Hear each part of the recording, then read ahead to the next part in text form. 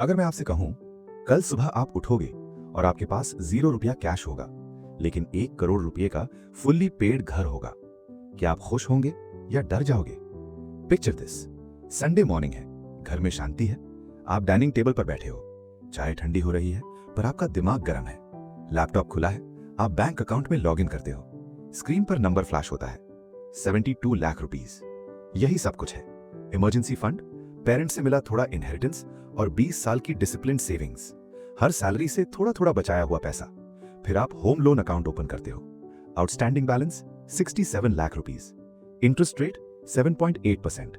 आप दिमाग में कैलकुलेशन करते हो, अगर मैं 67 लाख रुपीस ट्रांसफर कर दूं और बस 5 लाख इमरजेंसी के लिए छोड़ दूं तो मैं डेट फ्री हो सकता हूं। No EMI, no bank tension, अपना घर, प्योर फ्रीडम। वो फीलिंग इमेजिन करो जब हर महीने 55,000 रुपीस ईएमआई का मैसेज नहीं आएगा। आप एक डीप ब्रेथ लेते हो और ट्रांसफर बटन दबा देते हो, processing done, savings account almost zero, loan account closed. और अगले 3 हफ्तों तक जिंदगी परफेक्ट लगती है। रात को चैन की नींद, फैमिली डिनर में प्राउडली बोलते हो, घर का लोन खत्म। व्हाट्सएप फैमिली ग्रुप में कांग्रेचुलेशंस, बेटे ने कमाल कर दिया। आपको लगता है I have won at life. फिर एक दिन ऑफिस से एक मेल आता है, subject line organisational restructuring update. दिल हल्का सा सिंक करता है। मेल खोलते हो, due to restructuring the company is reducing its workforce to improve efficiency. और नीचे आपका नाम। अब आपके पास न जॉब है न लिक्विड पैसा, बस एक आलीशान घर है जो डेट फ्री है। नमस्कार, मैं आपका बैंकर साथी, और मैं बहुत टाइम स्पेंड करता हूं यह समझने में कि हमारे पेरेंट्स की जनरेशन ने हमें लोन के बारे में कौन सी साइकोलॉजिकल कहानी सुनाई थी। अगर आपके होम लोन का इंटरेस्ट रेट 7 to 8% है, फिर भी आप रात को गिल्टी फील करते हो कि मेरे सर पे कर्जा है और इसे मुझे जल्दी बंद करना है, तो आज हम एक सीक्रेट बिलीफ तोड़ने वाले हैं। अ पेड ऑफ हाउस शायद उतना सेफ नहीं होता जितना आप सोचते हो। इक्विटी का सच। थोड़ा ऑनेस्टली सोचो, आपके घर की आज की वैल्यू 1 करोड़ रुपए है। क्या उससे आप ग्रोसरी खरीद सकते हो, मेडिकल इमरजेंसी हैंडल कर सकते हो, स्कूल फीस दे सकते हो? नहीं। लोग बोलते हैं लोन अगेंस्ट प्रॉपर्टी ले लेंगे, टॉपअप ले लेंगे, पर एक रियलिटी समझो, बैंक से कोई भी लोन लेने के लिए आपको करंट इनकम दिखानी होती है। अगर जॉब चली गई, इनकम जीरो हो गई, तो फिर आपको बैंक कोई भी लोन नहीं देगी। फिर चाहे आपने अपना पिछला लोन कितना अच्छा भी क्यों ना रीपे किया हो, बैंक बोलेगा सर करंट इनकम प्रूफ, और आप अपने 1 करोड़ रुपए के घर में बैठे होंगे, पर कैश नहीं होगा। यह है लिक्विडिटी ट्रैप। आप सोने के महल में बैठे हो पर पॉकेट खाली है। चलिए अब इसको एक एग्जाम्पल से समझते हैं। वही 2 दोस्त अमित और सुमित, दोनों ने हाउसिंग लोन लिया हुआ है, दोनों की ईएमआई सेम है, दोनों को सैलरी रेज मिला 25,000 रुपीस का। अमित हर महीने ईएमआई के अलावा वो 25,000 रुपीस एक्स्ट्रा लोन में डाल रहा है। सुमित अपनी ईएमआई तो टाइमली जमा कर रहा है, लेकिन वो extra 25,000 rupees mutual fund, index fund, bonds में डाल रहा है, ईएमआई में नहीं। 5 साल बाद दोनों की जॉब चली जाती है। अमित लोन कम है पर लिक्विड सेविंग्स भी कम है। सुमित लोन ज्यादा है पर इन्वेस्टमेंट अकाउंट में 35-40 लाख रुपीस पड़ा है। कौन सेफ है? क्लियर आंसर है सुमित। सुमित के पास अपना खर्चा चलाने के लिए लिक्विड सेविंग्स है, लेकिन अमित को अब दूसरी जॉब खोजनी ही पड़ेगी, वो भी जल्दी, क्योंकि आप घर का प्लास्टर बोर्ड तो नहीं खा सकते। मैथ्स जो लोग इग्नोर करते हैं। चलो नंबर्स देखते हैं। Loan 50 lakh at 7.8% interest rate. अगर आप ईएमआई के अलावा extra 20,000 rupees per month prepay करते हो, तो आप इफेक्टिवली 7.8% गारंटीड रिटर्न कमा रहे हो।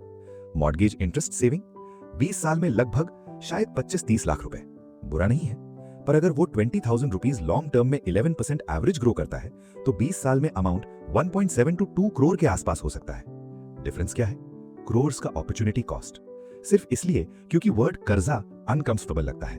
यह है फियर टैक्स। बैंक क्या करता है? बैंक क्या करता है? आपसे 5% पे एफडी लेता है, आपको 8% पे लोन देता है, ये 3% उसका प्रॉफिट होता है।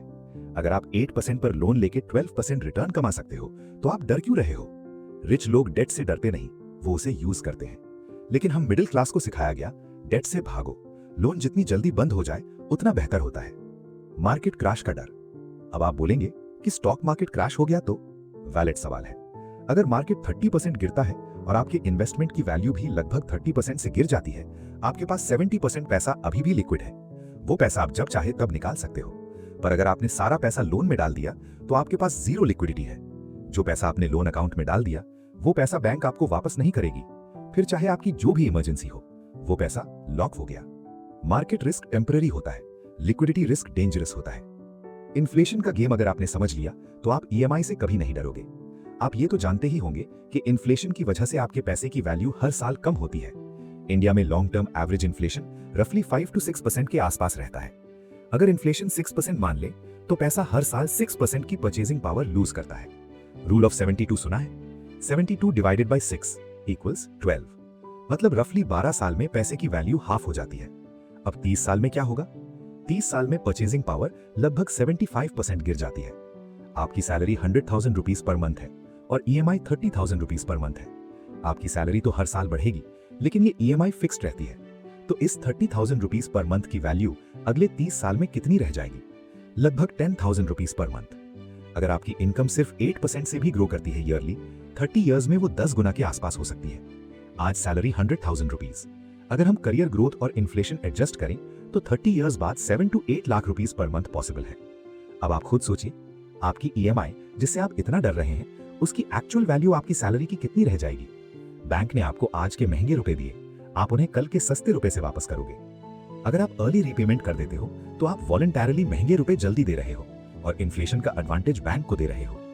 टैक्स बेनिफिट जो लोग इग्नोर कर देते हैं। अब एक और साइलेंट फैक्टर है जो middle class investor almost ignore कर देता है, टैक्स बेनिफिट।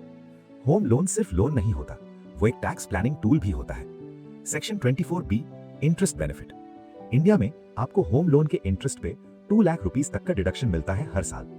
मतलब अगर आप 7.8% के लोन पे पहले कुछ सालों में 3-4 लाख रुपीस इंटरेस्ट दे रहे हो तो उसमें से 2 लाख रुपीस आप टैक्सेबल इनकम से माइनस कर सकते हो। अगर आप 30% टैक्स ब्रैकेट में हो तो 2 लाख रुपीस का डिडक्शन इक्वल्स 60,000 रुपीस का एक्चुअल टैक्स सेविंग। समझे? आप बैंक को इंटरेस्ट दे रहे हो और गवर्नमेंट उसका एक पार्ट वापस दे रही है। और जब आप प्रीपेमेंट कर देते हो तो आप हर साल मिलने वाले इस टैक्स बेनिफिट को भी इग्नोर कर रहे होते हो।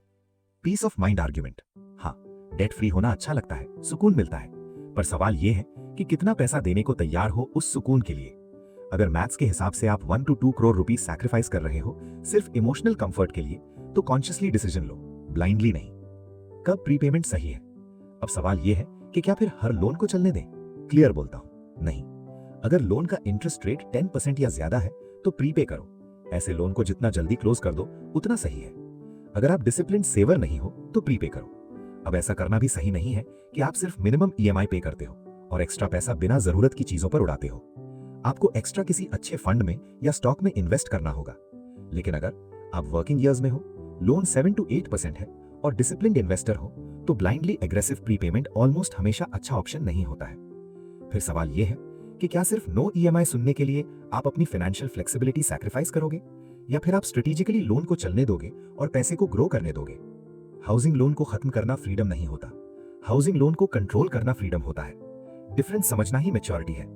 आज आपको डिसाइड करना है कि आप बैंक को हर महीने जल्दी पैसा देना चाहते हो या टाइम को अपने लिए काम करने देना चाहते हो। अगर ये वीडियो आपको सोचने पे मजबूर करे तो उस इंसान के साथ शेयर करिए जो सिर्फ एक लाइन रिपीट करता रहता है, लोन खत्म करो, टेंशन खत्म। फाइनेंशियल लाइफ इतनी सिंपल नहीं होती। मिलते हैं नेक्स्ट वीडियो में।